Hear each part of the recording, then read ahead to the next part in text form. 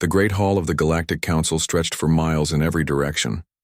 47 different species sat in their assigned seats, each group looking very different from the others. Some had scales, others had fur, and a few looked like walking trees. But they all had one thing in common. They were all angry about the same problem. Ambassador Corvex of the Zephyrian Empire stood at his speaking platform. His blue skin showed the dark patches that appeared when his kind got upset. He held a data pad in his three-fingered hand and shook it at the other delegates. 50 years, he said in a voice that echoed through the massive chamber. 50 years, since we invited the humans to join our council. Not one meeting, not one message, not even a simple yes or no. The other ambassadors made sounds of agreement. Some clicked their claws, others buzzed their wings, and the plant-like Verdanians rustled their leaves. They had all grown tired of waiting for Earth to respond. Perhaps they are dead, suggested Ambassador Quillix from the Andromedan sector. His large black eyes reflected the lights of the chamber as he spoke. Their planet showed signs of pollution and war when we first found them. Maybe they destroyed themselves.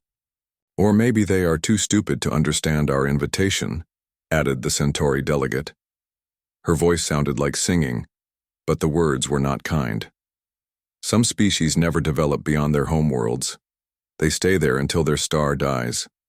Corvex looked at the empty seat that had been reserved for Earth's representative. It had never been used.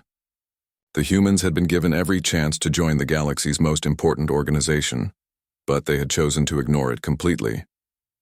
I suggest we remove them from our records, said the Rigelian ambassador.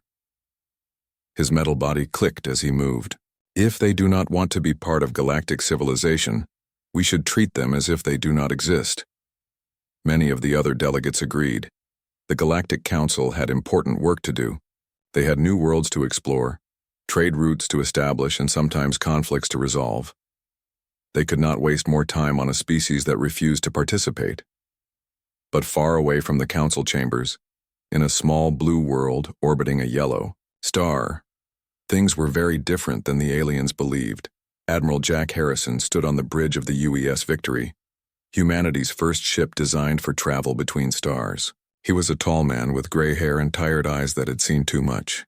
His uniform was simple compared to the fancy clothes worn by the alien diplomats, but it was clean and practical. Sir, we are receiving another transmission from the Council, said Captain Lisa Morgan, his second in command. She was younger than Harrison, with short brown hair and sharp green eyes that missed nothing. Same message as always. They want to know when we will send a representative. Harrison smiled, but it was not a happy smile. It was the smile of a man who knew something that others did not. Let me guess. They sound frustrated. Very frustrated, sir. Ambassador Corvex seems particularly upset. His translator is having trouble with some of the words he is using. Dr. Kevin Walsh entered the bridge carrying a thick folder of papers. He was the head of Earth's Alien Studies program, a job that did not officially exist according to most government records. Walsh was a thin man with thick glasses who spent most of his time reading reports that would have frightened normal people. Admiral, I have the latest analysis of Council communications, Walsh said as he handed the folder to Harrison. We have identified 17 more species that have been marked for what they call integration. Harrison opened the folder and looked at the pictures inside.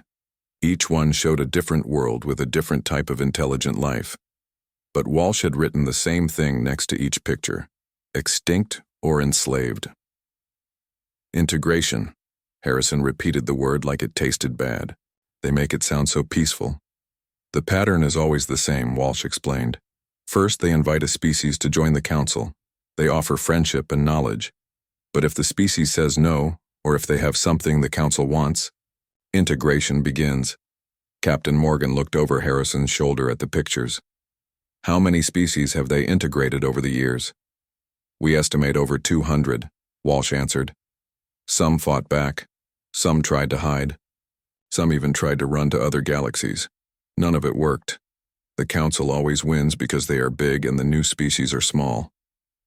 Harrison closed the folder and walked to the large window that showed the stars outside. Earth looked small and blue below them. But he knew it was not as helpless as it appeared. "They think we are ignoring them because we are too primitive to understand," he said. "They think we are still fighting with each other over resources and territory. They think we have not even left our own solar system." "But we have, sir," Morgan said. "We have been listening to their communications for 50 years. We know about their technology, their weapons, their military tactics. We know which species are peaceful and which ones are dangerous. And most importantly," Walsh added, "we know that the Council is not what it pretends to be. It is not a group of friends working together. It is a machine for conquest that has been running for centuries." Harrison turned back to face his officers. Behind him, Earth continued its slow rotation, looking peaceful and innocent. But hidden throughout the solar system, in places the aliens had never thought to look, humanity had been preparing for this moment. 50 years ago, when that first Council probe entered our solar system, we had a choice, Harrison said. We could have sent a representative to their first meeting. We could have tried to make friends with them. We could have hoped that they really meant all those nice words about peace and cooperation. But we chose differently, Morgan said. We chose to prepare, Harrison agreed. While they waited for our answer, we built ships. While they wondered if we were still alive, we studied their weaknesses. While they got frustrated with our silence, we got ready for war. Dr. Walsh pulled out another folder, this one much thicker than the first. Our deep space monitoring stations have been watching their military exercises for decades. We know how their ships move, how their weapons work, and how their commanders think. We know things about them that they do not know about themselves. Harrison looked at both of his officers, then back at the stars. They are about to learn that Earth did not skip those council meetings because we were too stupid to understand. We skipped them because we were too smart to trust them. The bridge was quiet for a moment as all three humans thought about what was coming. Somewhere out there, the Galactic Council was still debating whether to remove Earth from their records. They had no idea that Earth had been preparing to remove them instead. 50 years earlier, the world had been a very different place. Colonel Ryan Carter was only a young lieutenant then, fresh out of military intelligence school, and assigned to a project that had no official name. His job was to watch the skies and listen for signals that should not exist. The first alien probe had entered the solar system on a Tuesday morning. Carter remembered it perfectly because he had been drinking coffee when every alarm in the facility started screaming at once. The probe was small, about the size of a car, and it moved in ways that human technology could not explain. "Sir, we are getting a transmission," Carter had told his commanding officer, General Helen Brooks. She was a woman who had spent her entire career preparing for threats that most people thought were impossible. Now one of those threats was sending them a message. The message had seemed friendly at first. It spoke of peace between worlds and the benefits of joining a galactic community. The aliens called themselves the Galactic Council, and they wanted Earth to become a member. They promised to share their technology and knowledge with humanity. But Carter had been trained to look deeper than surface words. Hidden in the transmission's data packets, he found something that changed everything. The aliens had included detailed scans of Earth's military bases, population centers, and natural resources. They knew exactly how many nuclear weapons humanity possessed and where they were stored. "This is not an invitation," Carter had told General Brooks after 3 days of analysis. "This is a survey. They are cataloging our defenses and our weaknesses." Brooks had stared at the evidence for a long time before making the decision that would define the next 50 years of human history. "We do not respond," she said. "We let them think we are primitive while we prepare for what is really coming." Now, 50 years later, Commander Steve Parker stood in the control room of monitoring station Echo 7, hidden in the shadow of a dead moon near the Rigel system. Parker had volunteered for deep space duty 25 years ago, knowing he would never see Earth again. His job was to watch and learn and report back everything he discovered about the aliens. The station was completely invisible to alien sensors. Human stealth technology had advanced far beyond anything the Council possessed, allowing small teams of observers to hide in plain sight throughout the galaxy. Parker's team consisted of 12 people who had dedicated their lives to understanding humanity's enemies, "Commander, we are receiving traffic from the Council fleet," said Lieutenant Nina Adams, the station's communications specialist. She was one of the few people who could speak 17 different alien languages fluently. "They are conducting war games again." Parker moved to her station and looked at the displays showing the alien fleet movements. "What kind of war games?" "Planetary assault scenarios," Adams replied. "They are practicing how to attack a world that has basic space defenses. The target profile matches Earth exactly." This was not surprising news. Parker had been watching Council fleets practice the same scenarios for years. They were preparing to invade Earth, just as they had invaded hundreds of other worlds. The only question was when they would decide to begin. "Any word on the integration schedule?" Parker asked. Adams checked her screens again. "Nothing specific, but the fleet commander mentioned that the Council is getting impatient with the silent world. They want to move to the next phase soon."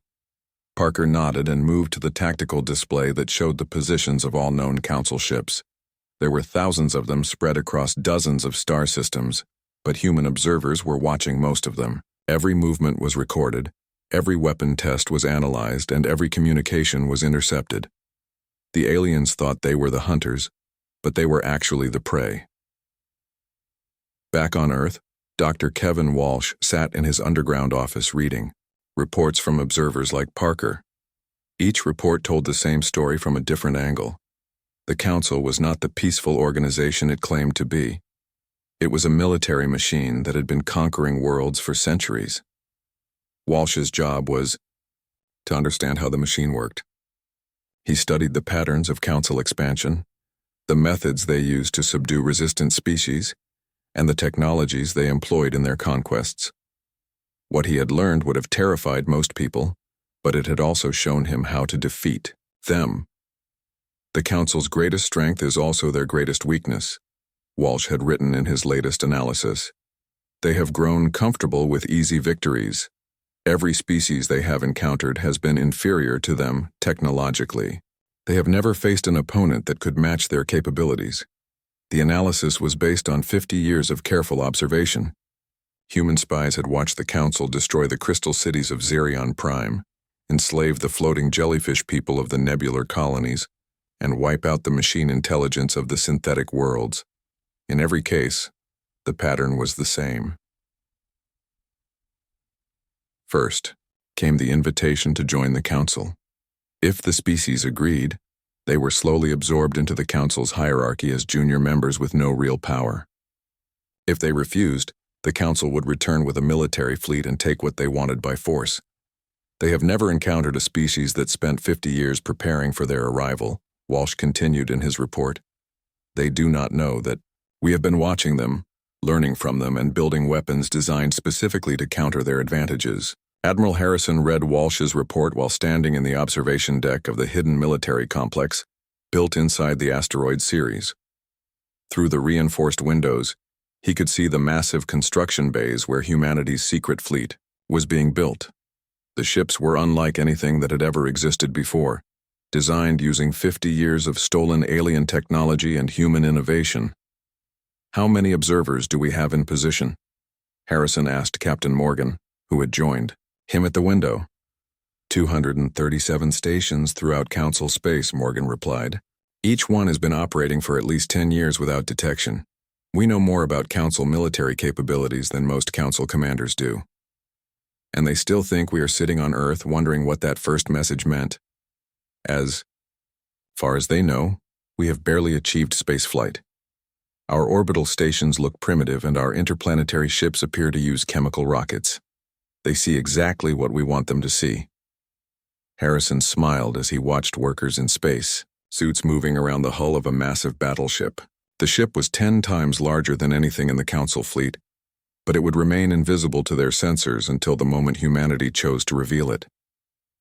The observers had done more than just watch the aliens. They had also identified dozens of other species that were potential allies, races that had been conquered by the Council but still maintained underground resistance movements, worlds that had been marked for integration but had not yet been attacked, species that had managed to hide from Council scouts and were still free. When the time comes, we will not be fighting alone. Harrison said. The Council has made enemies throughout the galaxy. We just need to unite them. Commander Parker, still watching from his hidden station near Rigel, received a new transmission from Earth. The message was short and encoded, but its meaning was clear. The waiting was almost over. Soon humanity would stop hiding and start fighting. Parker looked at his team of dedicated observers and felt proud of what they had accomplished. For 25 years they had lived in cramped quarters, eaten recycled food, and breathed filtered air, all so that Earth would be ready when the Council finally came calling. How long until the Council fleet reaches Earth? Adams asked. According to their current schedule, about 6 months, Parker replied. But they are about to get a surprise that will change everything. The alien commanders planning Earth's invasion had no idea that their every move was being watched by eyes they could not see. They did not know that their communications were being intercepted by technology they could not detect. Most importantly, they did not realize that the species they thought was primitive had spent 50 years becoming the most dangerous force in the galaxy. The Watchers had done their job. Now it was time for the Warriors to do theirs. The inside of Asteroid Ceres looked nothing like what nature had created. Where there had once been solid rock, now there were vast chambers filled with the sound of construction. Admiral Chris Thompson walked through the main assembly bay, watching thousands of workers build weapons of war that would have seemed impossible just 50 years ago. The bay stretched for miles in every direction, carved out of the asteroid's interior over decades of secret work. Giant robotic arms moved massive hull sections into place while human technicians guided the assembly process. The ships being built here were not just advanced, they were revolutionary. Admiral, the UES Defiance is ready for her final inspection, said Dr. Rachel Stone, the chief engineer of the entire project. She was a small woman with grease stains on her coveralls and the kind of confidence that came from building impossible things. She is the largest warship ever constructed by any species in the galaxy. Thompson followed Dr. Stone through a maze of corridors until they reached the viewing platform overlooking the completed battleship. The Defiance was massive, stretching nearly 2 miles from bow to stern. Her hull was covered in weapons that could destroy entire fleets, and her armor was made from materials that did not exist anywhere else in the known universe. How does she compare to Council dreadnoughts? Thompson asked. A single Council dreadnought carries about 300 weapon systems, Stone replied with a satisfied smile. The Defiance carries over 2,000. Her main guns can punch through any armor the Council has ever developed, and her defense grid can stop anything they can throw at her. But the Defiance was just one ship in a fleet that had been growing in secret for 50 years. Thompson could see dozens of other vessels in various stages of completion throughout the massive construction facility. Each one had been designed with a specific purpose in mind, based on detailed intelligence about Council tactics and technology. Dr. Paul Martinez joined them on the viewing platform, carrying a tablet full of technical data. He was responsible for the artificial intelligence systems that controlled every human warship. Admiral, I wanted to show you the latest test results from our AI networks. How are they performing? Thompson asked. Better than we hoped, Martinez replied. Council ships rely on centralized command structures. Their fleet commanders have to coordinate every movement manually, which creates delays and communication problems. Our ships can think for themselves. Martinez activated his tablet and showed Thompson a simulation of space combat.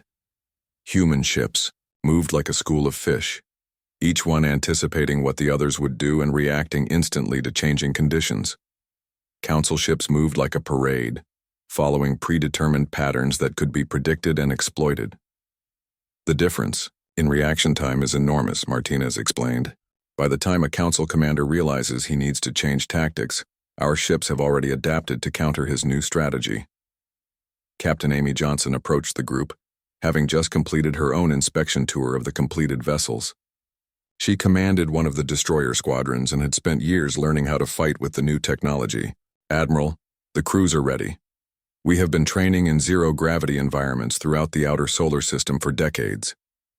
Thompson nodded and followed Johnson to another viewing window that showed the smaller ships in the fleet. The destroyers were fast and deadly, designed for hit-and-run attacks against larger targets. The cruisers were balanced warships that could fight independently or as part of a larger formation. But the most impressive vessels were the stealth carriers. The carriers are completely invisible to all known Council sensor systems, Johnson explained. Each one carries 300 fighter craft that are also equipped with stealth technology. A single carrier can disable an entire Council battle group before they know what hit them. The fighters were small but deadly, piloted by humans who had been born and raised in space. They could move in ways that would kill pilots from high-gravity worlds, and they thought in 3 dimensions better than any alien species. Most importantly, they were not afraid to die for their home world. Lieutenant Colonel Maria Santos oversaw the pilot training program from a facility built inside one of Jupiter's moons. Her students learned to fly in environments that simulated every possible combat scenario. They practiced fighting against simulated Council ships until they could defeat them with their eyes closed. The Council pilots are good, Santos had reported to Thompson, but they have never faced an opponent that could match their technology. They rely on superior firepower and armor to win their battles. When those advantages are gone, they do not know what to do. The human pilots were different. They had grown up knowing that they would be outnumbered and outgunned in any real conflict. They had learned to be creative, aggressive, and unpredictable. They could turn any situation to their advantage because they had been trained to think like survivors rather than conquerors. Dr. Brandon Lee managed the civilian side of humanity's preparations from his headquarters near the asteroid belt. His job was to make sure that Earth's population could survive even if the worst happened. He had built a fleet of massive arc ships disguised as mining vessels, each one capable of supporting millions of people for decades. If Earth falls, humanity will survive, Lee had promised Thompson during their last meeting. We have established hidden colonies in 43 star systems, all equipped with the technology and resources needed to rebuild our civilization. The Council can destroy our homeworld, but they cannot destroy our species. The colonies were humanity's ultimate insurance policy. Each one was hidden from Council sensors and defended by its own fleet of warships. If the Council somehow managed to defeat Earth's main fleet, they would find themselves facing a dozen other human civilizations scattered throughout the galaxy. But Thompson did not plan to lose Earth.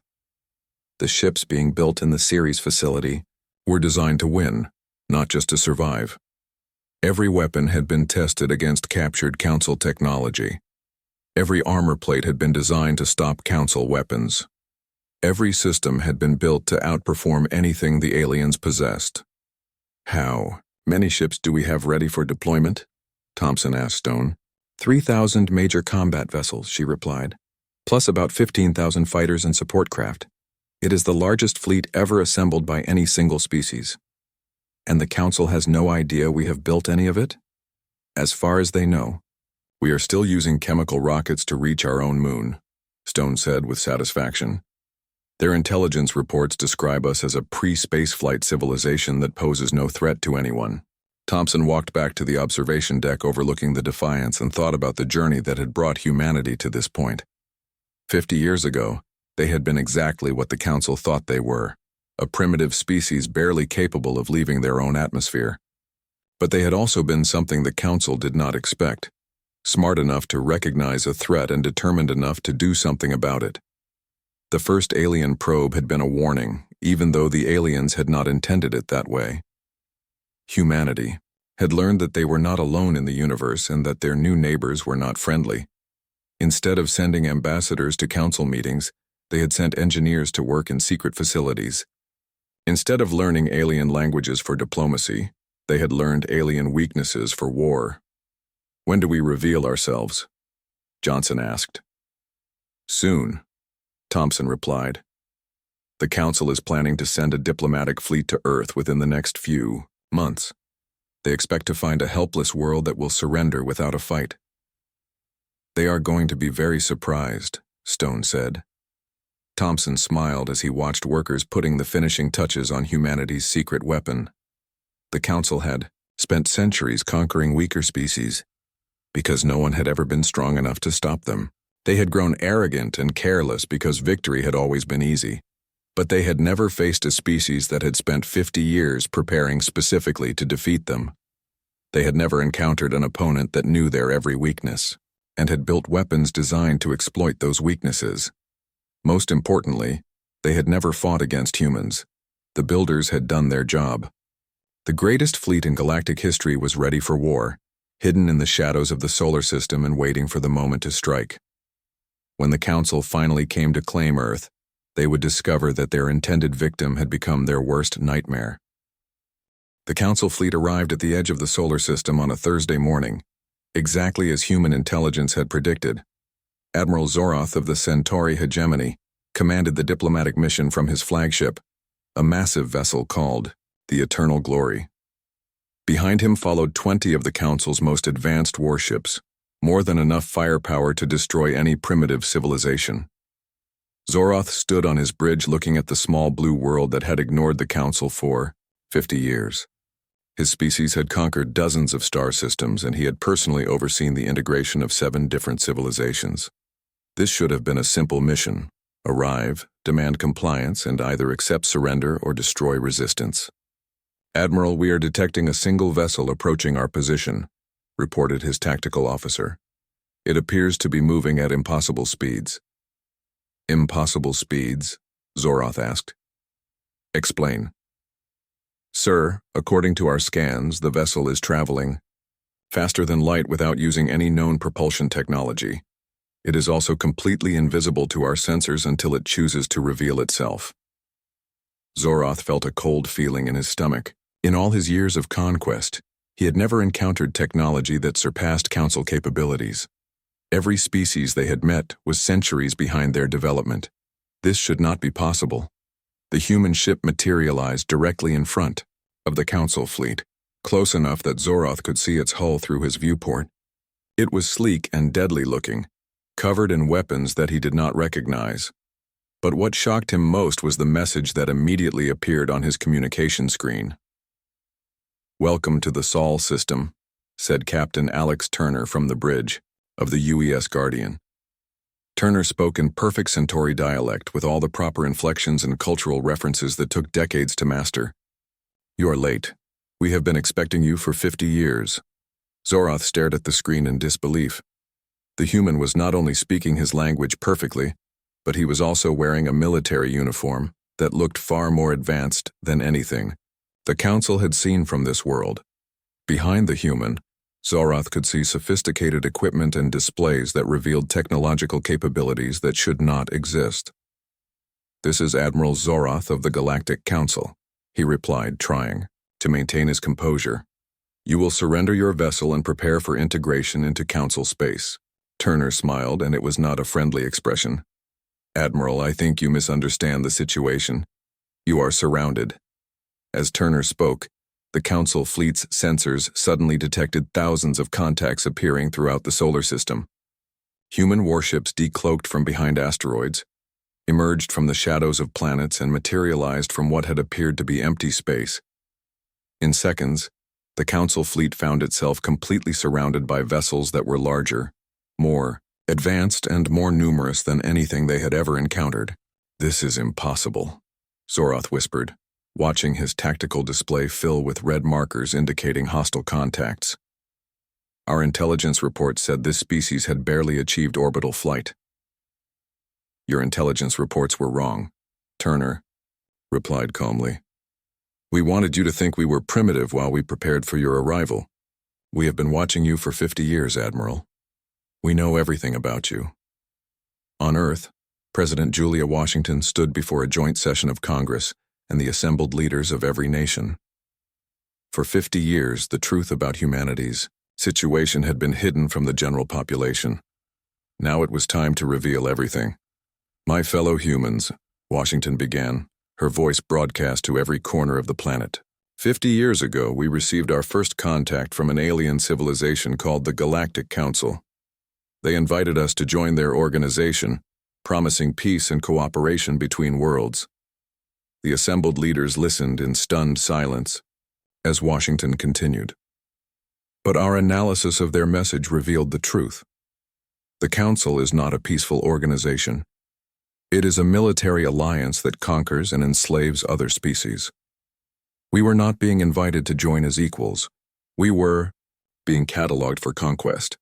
Washington activated a holographic display that showed the scope of humanity's secret preparations. Images of hidden shipyards, deep space monitoring stations, and massive warships filled the chamber. Instead of accepting their invitation, we chose to prepare for war. Every day for 50 years we have been building, learning, and getting ready for this moment. Meanwhile, in space above Earth, Admiral Harrison stood on the bridge of the UES Sovereign, the flagship of humanity's battle fleet. Through his viewports, he could see the Council vessels surrounded by thousands of human ships. The aliens had come expecting to find a helpless world, but instead they had walked into the most sophisticated military trap in galactic history. "Admiral Zoroth," Harrison said, opening a communication channel to the alien commander. "I am Admiral Jack Harrison, of the Earth Defense Fleet. You and your ships are now prisoners of war." "Prisoners?" Zoroth sputtered. "This is a diplomatic mission. You cannot attack Council representatives." "We are not attacking you," Harrison replied. "We are detaining you. There is a difference. Your ships will not be harmed as long as you cooperate with our investigation." Dr. Kevin Walsh appeared on the communication screen beside Harrison, carrying the same thick folders that had documented 50 years of Council crimes. "Admiral Zoroth, we have evidence that the Galactic Council has committed genocide against over 200 intelligent species. We have recordings of Council commanders discussing the planned invasion of Earth. We have detailed intelligence about your integration protocols." Walsh activated his own display, showing images and recordings that made Zoroth's blood run cold. The humans had somehow intercepted Council communications that were supposed to be completely secure. They knew about military plans that had been classified at the highest levels. They had evidence of operations that had been conducted in secret for centuries. "This is impossible," Zoroth said again. "How could you have obtained this information?" "We have been watching you," Walsh replied. "We have monitoring stations throughout Council space that have been observing your activities for decades. We know about the crystal cities you destroyed on Xerion Prime. We know about the jellyfish people you enslaved in the nebular colonies. We know about the machine intelligences you wiped out in the synthetic worlds." Commander Steve Parker, still operating his hidden monitoring station near Rigel, smiled as he watched the Council fleet's confused communications. For 25 years, he and hundreds of other observers had been gathering the evidence that was now being presented to Admiral Zoroth. Every crime, every conquest, every act of genocide had been carefully documented and prepared for this moment. "The Council will not stand for this," Zoroth said, though his voice lacked conviction. "We have thousands of ships throughout the galaxy. You cannot fight all of us." "We do not want to fight all of you," Harrison replied. "We want to stop you from continuing your crimes against other species. We want to end the cycle of conquest and genocide that you call integration." Captain Turner, still commanding the Guardian directly in front of Zoroth's flagship, activated his ship's weapon systems. The displays lit up with targeting solutions for every Council vessel in the fleet. "Admiral, your ships are outgunned, outnumbered, and surrounded. Your choice is simple: surrender peacefully or be destroyed."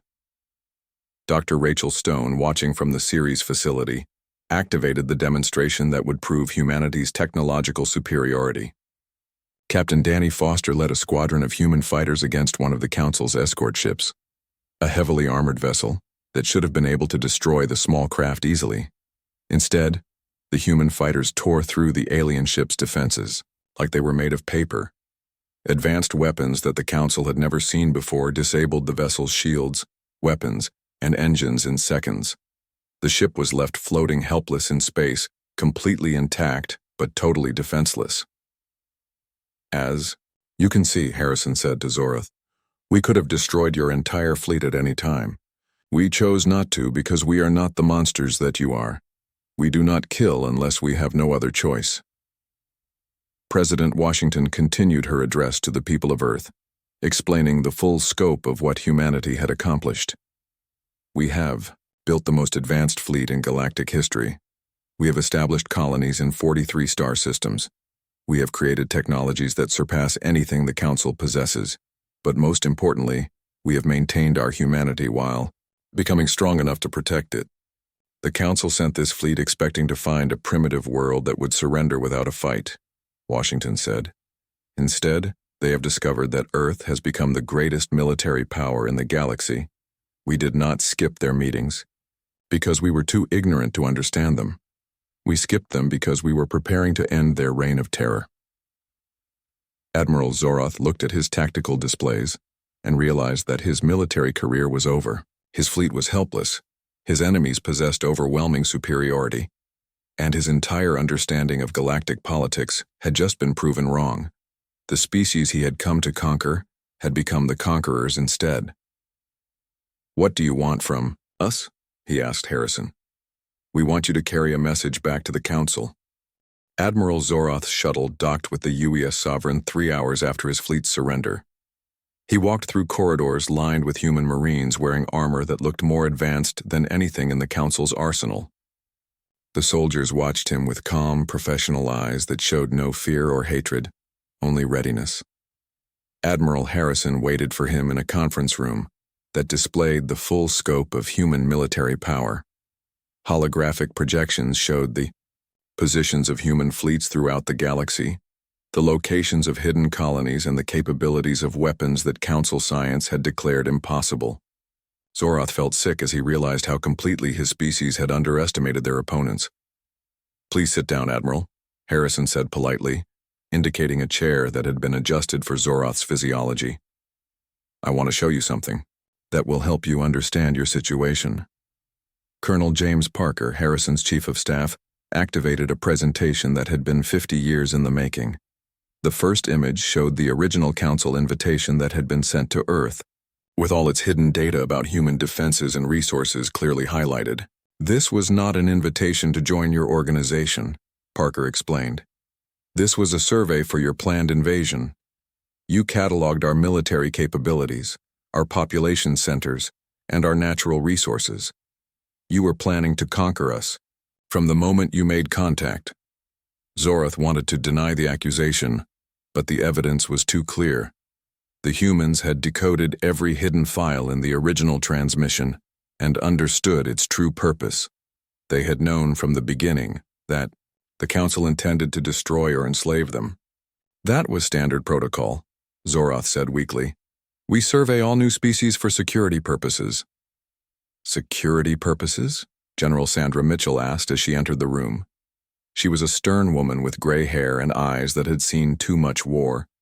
"Is that what you call the extinction of 200 intelligent species?" Mitchell activated another display that showed the complete history of Council expansion over the past 5 centuries.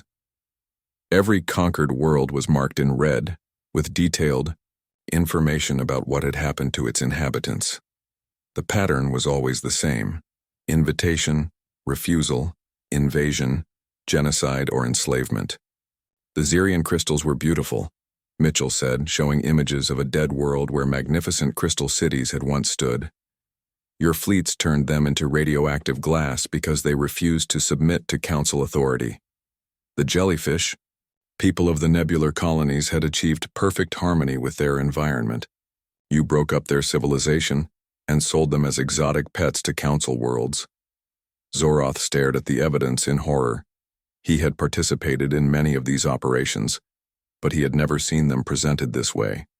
The Council had always described their actions as necessary for galactic stability and progress. Seeing the true cost of that progress made him feel ashamed of his entire career. The machine intelligences of the synthetic worlds offered to share their knowledge freely with all organic species, Mitchell continued. Your response was to declare them a threat to biological life and wipe them out completely. 3 trillion individual minds, each one unique and irreplaceable, destroyed because you feared what they might become. Dr. Kevin Walsh entered the room carrying data tablets that contained 50 years of intelligence gathering. "Admiral Zoroth, we know about the integration camps on Rigel 7. We know about the forced breeding programs for conquered species. We know about the planets you strip-mined after removing their populations. We have evidence of every crime the Council has committed." "How?" Zoroth asked. How could you possibly know all of this? Because we have been watching you, Walsh replied. For 50 years, we have maintained hidden observation posts throughout Council space. We have monitored your communications, recorded your military exercises, and documented your crimes. We know more about the Council than most Council members. 2. Captain Turner appeared on the communication screen from his ship outside. Admiral, we are receiving distress signals from 17 different systems. Apparently, human fleets have simultaneously appeared at every major Council military installation in the galaxy. Harrison smiled at Zoroth's shocked expression. Did you think this fleet was the only surprise we had prepared? While you were traveling here, our other battle groups were taking positions throughout Council space. Every major military base, every shipyard, every command center is now under human control. The scope of the human operation was staggering. In a single coordinated action, humanity had seized control of the Council's entire military infrastructure. Thousands of human ships had appeared simultaneously across dozens of star systems, each group targeting a specific strategic objective. This is impossible, Zoroth said for what felt like the 100th time that day. The logistics alone would require communication across hundreds of light years. No species has ever developed faster than light communication technology. Dr. Paul Martinez joined the meeting via hologram from his research facility on Mars. Actually, Admiral, we developed that technology about 30 years ago. While you were still using courier ships to carry messages between star systems, we were coordinating military operations in real time across the entire galaxy. Martinez activated a display that showed the human communication network. Quantum entanglement relays hidden throughout Council space allowed instantaneous communication between all human forces. The technology was based on principles that Council science had dismissed as impossible, but human engineers had made it work. Your scattered colonies are not vulnerable, Martinez explained.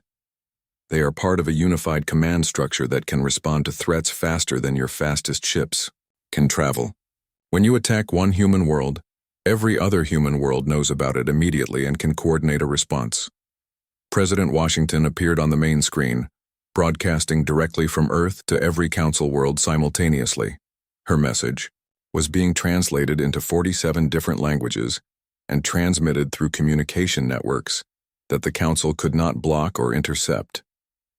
People of the galaxy, Washington said, her voice carrying to billions of beings across hundreds of worlds. For centuries, you have lived under the domination of an organization that calls itself a council, but acts like an empire. Today, that changes. The broadcast showed images of human fleets at every major council facility, each one flying flags that displayed Earth's symbol alongside the symbols of the species that the council had oppressed. Many of those species had managed to maintain secret resistance movements that were now emerging to join the human liberation forces. We offer you a choice, Washington continued. You can continue to live under a system that conquers and enslaves other species, or you can join us in building something better. A true galactic community based on cooperation instead of domination. Admiral Zoroth watched the broadcast with growing despair. His fleet was captured, his military was defeated, and his entire civilization was being offered an ultimatum by a species that had been dismissed as primitive just hours ago. What do you want from us? He asked Harrison. We want the Council to stop its integration program immediately, Harrison replied. We want all enslaved species to be freed and given the resources to rebuild their civilizations. We want the Council to become what it always claimed to be, a forum for cooperation between equals. Colonel Parker activated one final display that showed the true extent of human preparation. Hidden colonies throughout the galaxy, fleets that could appear anywhere in Council space within hours, technologies that made Council weapons obsolete, and alliance agreements with dozens of oppressed species. The Council has a choice, Parker said.